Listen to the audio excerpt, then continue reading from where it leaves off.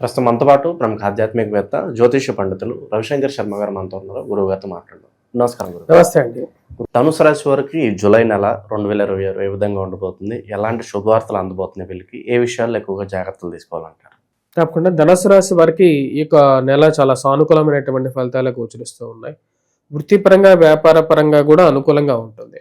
ఈ రాశి వారికి అష్టమంలో బుధుడు శుక్రుడు కలిసినటువంటి ఒక యోగం గురువుతో కలిసి నడుస్తుంది. ఈ త్రిగ్రహ యోగంలో బుధ శుక్రుల యొక్క దృష్టి వచ్చేటప్పటికి ధనస్థానం మీద కేంద్రీకృతమైంది. ఇది యోగాన్ని ఇస్తుంది. మెయిన్గా వచ్చేటప్పటికి 4వ తారీఖున సప్తమంలోకి వచ్చేటప్పటికి బుధగ్రహ సంచారం, అదేవిధంగా భాగ్యస్థానంలోకి శుక్రగ్రహ సంచారం జరుగుతుంది. ఈ రెండు వచ్చేటప్పటికి రాశి వారికి యోగ్యాన్ని ఇవ్వగలుగుతున్నాయి.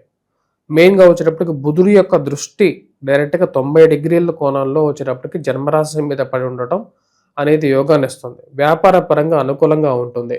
ఈ రాశి వారికి వచ్చేటప్పటికే సంతానం అంటే భార్య తరపున కానీ భర్త తరపున కానీ కొన్ని వారి యొక్క అనుకూలత అనేది ఎక్కువగా పెరగటం, అదేవిధంగా వారు ఫైనాన్షియల్గా వృత్తిపరంగా అభివృద్ధి దిశలోకి ప్రయాణించడం అనేది జరుగుతుంది అన్నమాట. అదేవిధంగా వచ్చేటప్పటికి ఈ రాశి వారికి బుధుడు సప్తమంలోకి సంచారం చేస్తున్నటువంటి సమయంలో నూతన వ్యాపార భాగస్వామ్యాలు నెలకొల్పుకోవటానికి కూడా ఇది అనుకూలమైనటువంటి సమయంగానే చెప్పచ్చు. ఈ రాశి వారికి షష్టమంలో కుజగ్రహ సంచారం యోగాన్ని ఇస్తున్నది. తద్వారా వచ్చేటప్పటికి రాజకీయ పరంగా కూడా అనుకూలంగా ఉంటుంది. కోర్టు వ్యవహార సంబంధితమైన వ్యవహార విషయాల్లో అనుకూలమైనటువంటి ఫలితాలు పొందగలుగుతారు. అదేవిధంగా మధ్యవర్తి పంచాయతీల్లో అనుకూలంగా ఉండటం, రాజకీయంగా చేయాలనుకున్నటువంటి పనులు, రాజకీయంగా రావాల్సినటువంటి పదవి పొందగలుగుతారు. ఈ రాశి వారికి వృత్తిపరంగా కొద్దిగా వర్క్ పరంగా కొంచెం ఎక్కువగా స్ట్రెస్ అనేది ఉంటుంది. అంటే ఒత్తిడి అనేది కొంచెం ఎక్కువగా ఉన్నప్పటికీ కూడా చేయాలనుకున్నటువంటి పని పరిపూర్ణంగా చేయగలుగుతారు అన్నమాట. మెయిన్గా కుజుడి యొక్క షడ్బలం అనేది బాగా కలిసి వచ్చే విధంగా ఉంటుంది. కేంద్ర స్థానమైనటువంటి సప్తమంలోకి బుధగ్రహ సంచారం, శుభగ్రహం సంచారం చేయటం, అదేవిధంగా అది వక్రగతిలో 4వ తారీఖున ప్రయాణించటం అనేది యోగాన్ని ఇవ్వగలుగుతుంది. ఇది అష్టమంలోకి రవిగ్రహ సంచారం అనేది 17వ తారీఖున జరుగుతుంది అన్నమాట. 17వ తారీఖున రవిగ్రహ సంచారం తర్వాత అంటే 17వ తారీఖు తర్వాత ఎలా ఉండబోతుందంటే బుధుడు శుక్రుడు అనుకూలమైనటువంటి స్థానాల్లోనే సంచారం చేస్తున్నారు. అదేవిధంగా కుజుడు కూడా ఈ నెల మొత్తం అక్కడే ఉంటాడు అన్నమాట. కాబట్టి ఆ యొక్క బలం అలాగే ఉంటూ ఉన్నప్పటికీ కూడా అష్టమంలోకి రవిగ్రహ సంచారం చేసినటువంటి సమయంలో తర్వాత ఈ నెల చివరి వరకు కూడా వచ్చేటప్పటికి అనుకూలమైనటువంటి ఫలితాలతోనే నడుస్తూ ఉంటుంది.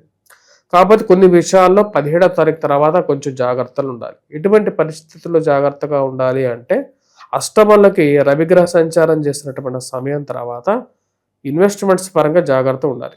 అదేవిధంగా ఆరోగ్యపరంగా జాగ్రత్తలు తీసుకోవాలి. మాట్లాడేటువంటి విషయంలో కొంచెం కటువుగా మాట్లాడకుండా కొంచెం సాఫీగా మాట్లాడడానికి ఎక్కువగా ప్రయత్నం చేయాలి. ఈ రాశి వారికి ఈ నెల సానుకూలమైనటువంటి ఫలితాలు గోచరిస్తూ ఉన్నాయి. మెయిన్గా రియల్ ఎస్టేట్ సంబంధితమైన వ్యవహారాల్లో విషయాల్లో అనుకూలంగా ఉంటుందన్నమాట. అంటే వ్యాపార పరంగా కూడా అనుకూలంగా ఉంటుంది, రొటేషన్ పరంగా అనుకూలంగా ఉంటుంది. మరియు అదేవిధంగా చేయాలనుకున్నటువంటి పని మీద శ్రద్ధ చూపించగలుగుతారు. వర్క్ రిలేటెడ్గా స్ట్రెస్ మటుకు ఉంటుంది. చేసేది పని మీరు చేస్తున్నప్పటికీ కూడా ఆ క్రెడిట్ మీరు తీసుకోవడానికి టైం పడుతుంది. ఆ క్రెడిట్ వేరే వాళ్ళు తీసుకుంటారు. అంటే మీ పని వేరే వాళ్ళు చూపించుకుంటారు బయట, దాని క్రెడిట్ని వాళ్ళ ఖాతాలో వేసుకుంటూ ఉంటారు అన్నమాట. ఆ క్రెడిట్ని మీరు తీసుకోవడానికి కొంచెం టైం పడుతుంది. ఈ నెల కూడా సాఫీగానే నడుస్తుంది, ఎటువంటి అడ్డంకులు ఏమి ఉండవు.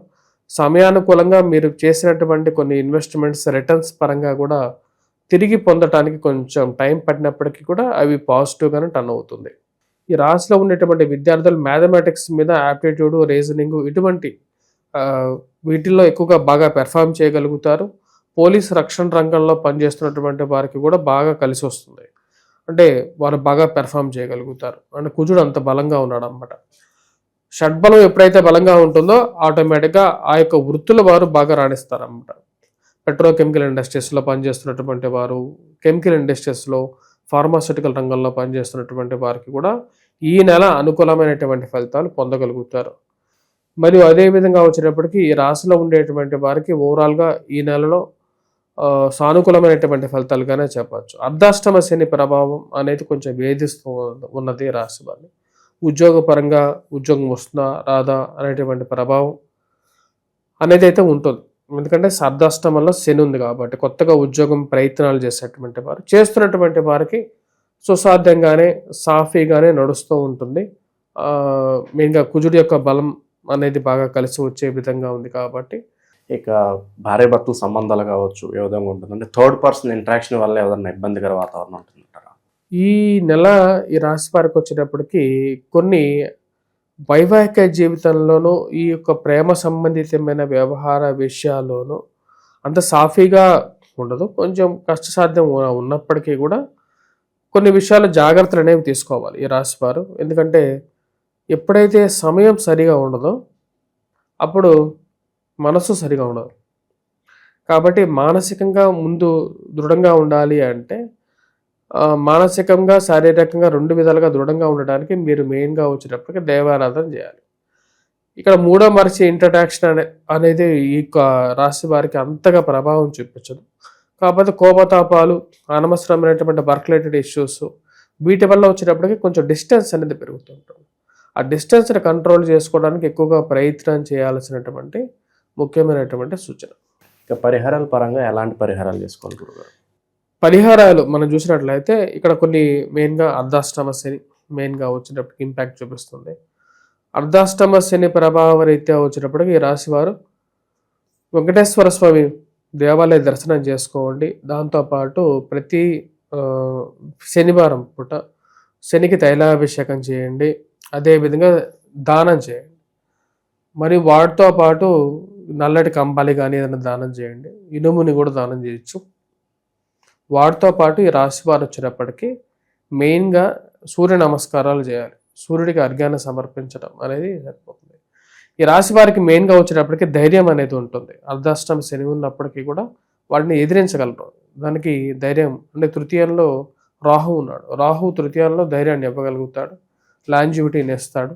ఆరోగ్యపరంగా జాగ్రత్తలు, కాళ్ళకి కీళ్ళకి మోకాళ్ళకి నొప్పులు, జుట్టు రాలిపోవటం, బట్టతల సమస్యలు ఇవన్నీ కొంచెం అనిపిస్తూ ఉంటాయి. చుండ్రు ఎక్కువగా పెరగటం ఇటువంటి సమస్యలు ఏర్పడతాయి. వీటికి మెయిన్గా వచ్చేటప్పటికి ఈ యొక్క శని ప్రభావ రీత్యా సమయంలోనే జరుగుతుంది. ఓవరాల్గా ఈ నెల వేళకి ఎలా ఉండబోతుందో మంచి విశ్లేషణ అందించారు. ధన్యవాదాలు.